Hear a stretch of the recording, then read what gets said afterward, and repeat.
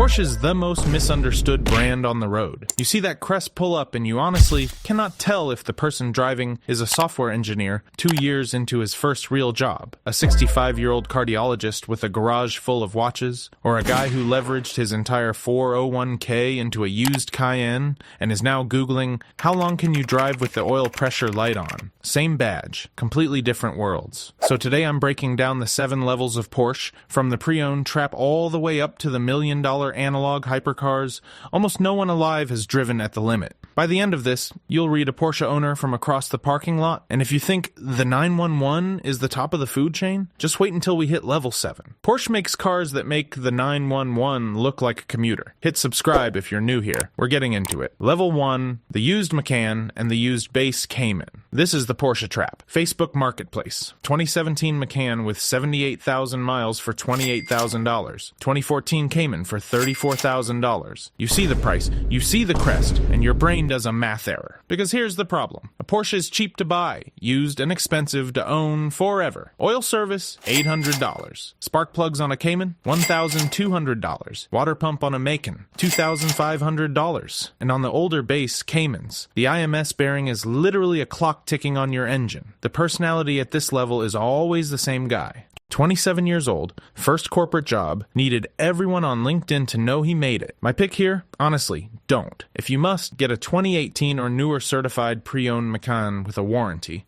Skip any Cayman older than 2013 unless you enjoy surprise engine rebuilds. Level 2, the new entry Porsche. Now we're actually starting the lineup. A 2025 Macan starts around $65,000. The 2025 718 Cayman starts around $75,000, and listen, this is the last year of the gas Cayman forever. Porsche is killing it in October and replacing it with an EV. 300 horsepower out of a 4-cylinder turbo. 0 to 60 in 4.9 seconds. The roast? A base 718 at $75,000 is 300 horsepower. A Supra is right there for $55,000. You're not buying performance at level 2, bro. Level 3, the family Porsche, Cayenne and Panamera. I have 3 kids and still need to drive fast. Cayenne starts around $82,000. Cayenne Turbo GT pushes past $200,000 with options. Panamera starts at $105,000.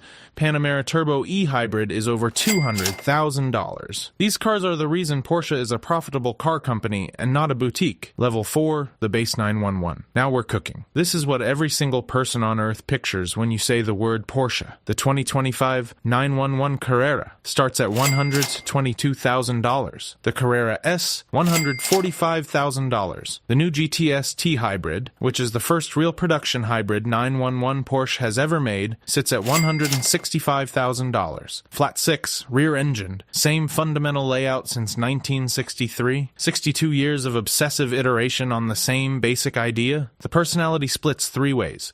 You've got the 50-year-old who finally checked the childhood dream box. You've got the 30-year-old tech guy who daily drives it. And you've got the, I bought a Porsche because my buddy bought a Porsche guy who'll sell it in 14 months. Level 5, the fast 911S and the Cayenne Turbo. Now we're entering completely different territory. 911 Turbo S, $235,000, 640 horsepower, 0 to 60 in 2.6 seconds. Cayenne Turbo GT, $230,000, over 1,000 horsepower and overboost, 2.1 seconds to 60. Level 6, the GT cars. This is where Porsche stops pretending the car is for the road. A new 911 GT3 RS starts at $250,000. Naturally aspirated, 518 horsepower, 9,000 RPM redline, 0 to 60 in 3 seconds flat. The personality is narrow. They own 3 other cars. The roast? A GT3 RS on a public road is almost insulting. The car is so focused, so stiff, so loud,